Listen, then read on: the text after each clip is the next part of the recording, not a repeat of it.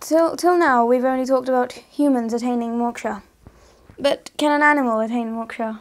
Because we have to go through a hierarchy of being a one-celled being to a human. And can we attain moksha before finishing that hierarchy? See, this is what evolution is all about.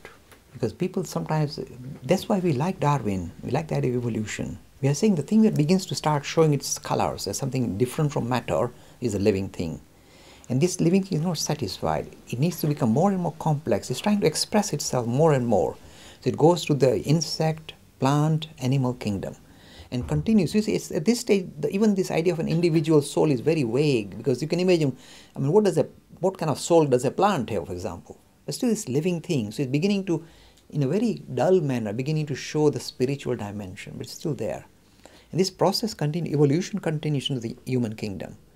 And the process only stops when this individual recognizes or realizing his true identity, not as the physical body, the human being, but the spirit that is behind the body, that is looking out to the body.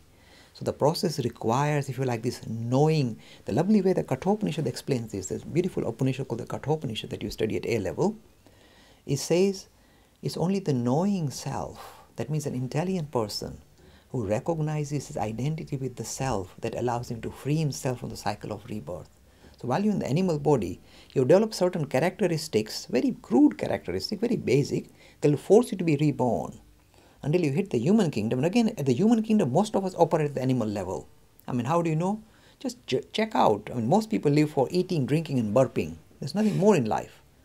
And that's all they live life at that level, animal level. Just a little bit of intelligence clicking in once in a while. But they're living at a very animal level. So until they evolve, even human beings, 99.9% don't hit moksha. But when they evolve further, a stage further, and start questioning their own identity and searching for their own identity, they discover moksha. So you need to go through the animal, human kingdom before you can hit. So you cannot expect a cow, because it lived near a hermitage, is going to get moksha. In the story of Bharat, that's why I said Bharat was reborn as a human. And then he said, I know now, this time I don't mess about. So this is how we kind of carry on. But you must go through the human kingdom. That's why there are 7 billion human beings. All these animals have come into the human kingdom waiting here. The huge amount of human beings, 7 billion population.